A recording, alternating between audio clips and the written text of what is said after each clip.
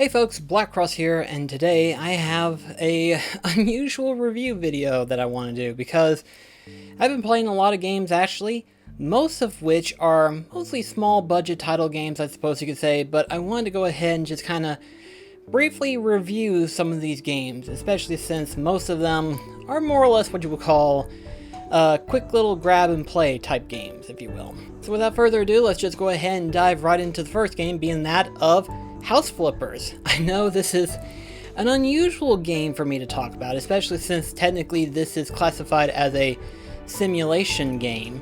Most simulation games I'm not a big fan of, mostly because of the fact that I find them kind of boring to some degree, but I know some people enjoy the heck out of them, and surprisingly House Flippers is a game that I actually enjoy quite well. The basic concept is as follows. You basically are someone who purchased a small house, and what you do is that you purchase houses, renovate them, and then resell them to make profit. And of course you do have small objectives that you can do that will also help you earn big stack of money in order to continue helping yourself purchase other houses as well as renovate them and sell them at big prices. Overall, this is just what you would expect from a normal game with the title of House Flippers. You know, you buy it, you renovate it, and you flip it for profit. That's the basic gist of it. And, you know, not to say that I'm a big fan, but I do like watching, like, you know, Property Brothers and stuff like that nature, where they take an old rundown house, tear it up, and then rebuild it, renovate it, and then see what all has changed from the before and after sequence.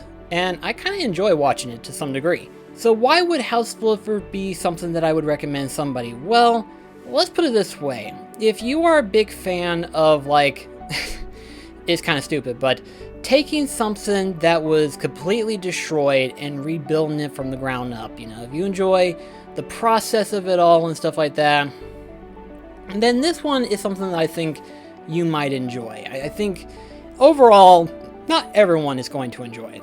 Not everybody is going to enjoy the ideal assumption of, like, taking a house and then renovate it. The best way that I can explain it is basically Minecraft, but for adults. It's a stupid concept ideal, but it's something that actually kind of works. There are some performance issues as to be expected with these type of games, but overall the majority of the stuff can be adjusted, from frame rate to zoom in type thing, so on and so forth. A number of adjustments that you can do. So if you need to, you can adjust how you want the camera to go in terms of speed, or whether or not you want the frame rate to go higher than what the limiter is going to be placed, which is the first time I've ever seen a video game that had a frame rate limiter. But yeah, if you enjoy doing something like this, then chances are this game might be something that you might want to look into. You can easily get this on any particular platform, either from PS4, Nintendo Switch, or Steam for that matter, but they do have a physical version of this. So if you're interested in getting a physical PS4 or a Nintendo Switch, it is available technically physically, but it's mostly available digitally, I would say. Overall, I would probably give this game a 3 out of 5. Yeah, I think a 3 out of 5, because again, it's not going to be for everyone. Certain people may enjoy it better than others, but chances are, if you enjoy the process of it, which you're seeing it right now, then you might be interested in wanting to play this game. If it doesn't appeal to you, then chances are it's not for you. Moving on, we have Unholy Heights. Now, the scenario for this game, is incredibly hilarious. Basically, you are this guy who decides to quit his job and become a dark warlord, or dark lord, if you will. Prince of Darkness, whatever. But the only way you can achieve your goal is to, of course, have an apartment complex and let monsters rent rooms and stuff. So that's the basic concept. You are allowing monsters to rent an apartment room to live in and stuff. And of course, you use the monsters to fight off against any adventurers, heroes, so on and so forth, and stuff of that nature. It's a funny little game, but admittedly, it's pretty interesting actually. As you can see, you can actually go from having a 2-story to a 3-story, and then eventually a 4-story apartment complex. where you can have monsters rent out and stuff. And then of course, as you complete missions and stuff like that, you'll also have access to extra pieces of furniture, as well as other monsters that you can have recruited into the apartment itself. It's definitely something unique. It's definitely a fun little game to play. I think this is much like House Flippers, where it's virtually available everywhere. It's digital only, so you can only get it for PS4, Nintendo Switch. I believe Steam also has this as well, if I'm not mistaken. So if you're interested in a tower defense slash castle defender type game and this particular gameplay interests you, then chances are you will enjoy this as well. Overall, I probably would give this a 3 out of 5. I want to give it more because of the price. I mean, it's not really expensive at all. It's relatively a cheap game that you can easily purchase, download, and play. It's fun. It can be challenging though, so depending on who you are and depending on your level of challenge, this one will be pretty challenging. But a cool thing that I like about this that I wish was in Kingdom was that this has a fast forward system. In other words, you can speed up time to where, you know, you can immediately get heroes, or you can get the monthly rented deposit and stuff like that. It really helps speed up the game. But also too, another thing about this as well is that as you have people rent, or as you have monsters rent out the apartments, you'll also have encounterments, meaning that someone could end up moving in with that said somebody, and if things escalate, they could have a child with them. So in other words, each room tenant could have up to 3 monsters in each room. So this really builds up strategy as well as it builds up in terms of your defenses and stuff. And supposedly there are some items that can help increase stats and stuff. I hadn't really gotten that well acquainted with some of the machines and stuff, but for the most part, some of the gym equipment will help increase in terms of attack power followed by movement speed, but you'll have to experiment within. So chances are, if this is a game that you would enjoy, then I think you will enjoy it. I personally liked it pretty well. Next up, we have Untitled Goose game. Yes, I finally got to play Untitled Goose. I've heard so many people talk about it. I've heard so many praises and stuff, but the question is it as good as what everyone gives it? The answer to that question is yes, and I might be declined to say probably not. It is a good game. Gameplay wise is really good. Everything about it is very heartwarming. Overall, I felt charmed with this game. It's very nice, it's very interesting, and I actually like it. The only reason why I say that I wouldn't put it that high on the list is because the game is very short. It's not meant to be a long game, but then again, that's not a problem. The problem is just it's very short, and you can easily complete the game depending on how you go about completing the objectives and stuff relatively quickly. So I mean, technically you can get this for 20 bucks digitally, but they do actually have a physical version of Untitled Goose for PS4 as well as Nintendo Switch physically. But overall, it is technically digital, so just like the previous two, you can pretty much get this anywhere in any system and platform. But Untitled Goose, I think is a pretty good game, actually, personally. If it wasn't for the fact that it was super freaking short for the price, I'd probably say it would be an easy 4 out of 5 for me. But depending on the person, it may not be worth it, so I'm not sure. But overall, game is good, the overall atmosphere is good, and it does have a little bit of a puzzle challenge. So overall, I would still give it a 4 out of 5, but for some, it may not even be a 4 out of 5, it may be a 3 out of 5, but that's my score. And then finally we have Monkey King Hero is Back. Now before I actually talk about the main game itself, this is technically a game adaptation of a movie film, of a CG movie, called Monkey King Hero is Back. Appropriate title, of course. But this is technically a Chinese origin animated movie. So if you wanted to know more details about it, you would have to look up the movie yourself. I have not seen the movie, but I'm kind of skeptical about wanting to actually look into the film itself, mostly because of the voice acting.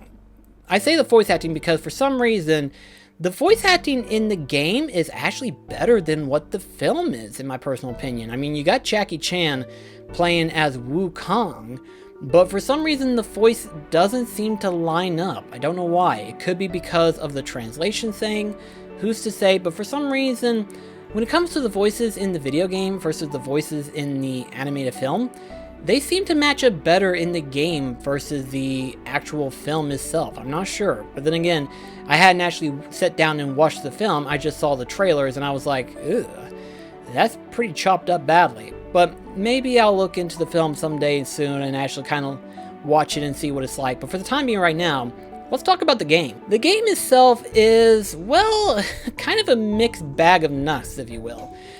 In some cases, it's actually a really fun beat-em-up game, you know? You play as Wukong, and your main objective is to try to unlock the chain that is wrapped around his wrist. And every single time you unlock a chain of that wristband, you attain a certain set of abilities. These sets of abilities can range from being able to run faster, to being able to see certain objects, to being able to pull out certain objects, like for example a bench or a staff. And then of course there are some cases where there are super moves that you can pull off and stuff, so of course you would need to have magic build up, but overall that's a pretty interesting concept. Another thing too is that you can actually upgrade them in order to be either more powerful or more effective depending on how you spin them. But then of course there's also these earth god beings, where if you attain a certain amount, you can increase either your health, your magic, or your technique. And if you increase your technique, it allows you to have an extended combo move. So whenever you first play the game, your combo move only starts at like 3 sets of combo. But as you continue collecting the earth gods and exchange them for techniques, you can actually extend the combo to an extra point. And it actually makes the game a lot more funner when you have max technique. It's actually a lot of entertainment. Gameplay wise is fun, but I do have a few little complaints about the game, if I have to say. Complaint number 1. Every single time you get into an encounterment of enemies, the gameplay starts to pick up, but then shortly after you fight, they are usually gone in an instant. And so the only time you get to enjoy the combat is if you're like fighting bosses or whatever. You can go back and revisit the areas, but because of like, say for example, increasing your techniques and increasing your health and stuff, the previous areas become a lot more easier. Of course, why would you want to go back into the previous areas? Well, for grinding red souls, to where that way you can purchase upgrades and stuff, but also too to find the earth gods to where you can exchange them for health, magic, so on and so forth. But unfortunately this game does not feature a new game plus feature, if you will. I actually thought to myself that this would be a good game to have a new game plus type thing, to where that way you can increase the amount of techniques to have, increase your HP, overall and all that stuff.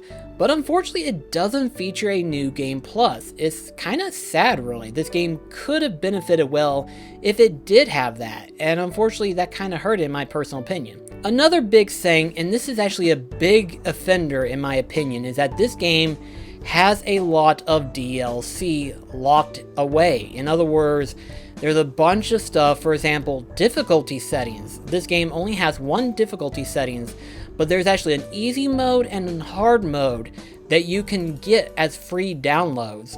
And there's actually 2 extra downloadable content. One in which where it involves the fight with Wukong versus the gods in heaven itself.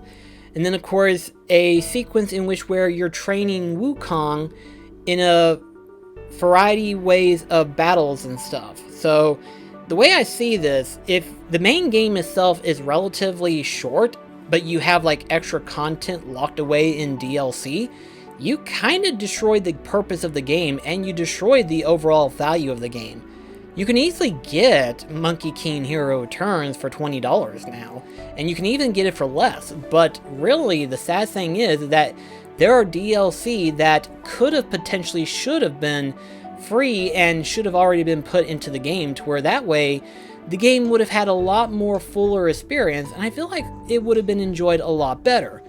the game can be fun. It just doesn't give it time to where it could be enjoyed. And I feel like it has some missed opportunities to have better combat moves in order to make the game a lot more funner. It has some good stuff, but overall, it misses the mark by a long shot. So, if I had to give it a rating, I'd probably give it a 2 out of 5. The game is short, and like I said, there's no New Game Plus, but it is a fun game. So if you're looking for a fun, quick little game to play, this is a good one to pick up, but I wouldn't recommend it for everyone, especially since, well, this is a movie-based game. So in other words, there are going to be some shortcuts and everything like that, and like I said, the DLC is definitely a mood kill whenever you think about it all. So overall, Monkey King Hero Returns gets a 2 out of 5 for my pick. But anyway, guys, that's all the games that I've been playing up to this point. I know that's a lot of games to review within a short amount of time, but I figured, you know what, since these are some small budget title games and stuff, I figured why not just put them all together at one and just kind of, you know, do a small little review of them. Because, like I said, they're not big titles, you know, like Unholy Heights, Untitled, Goose, and House Flippers. They're not big budget titles. They're just small little games that you can pick up and play anytime you want to. And Monkey King Hero Returns is a movie-based tie-in, but unfortunately is one that, like most movie-based titles, it definitely falls short. And I was actually hoping this would be a good one, considering the fact that, you know, you have Black Miss Wukong. And unfortunately, it's not going to be as significantly well, and it won't hold you over, unfortunately. But if you're looking for something interesting, check it out and see what you think. But overall, thank you so much, and I shall see you in the next video. This is BlackCross signing off. Catch you guys later.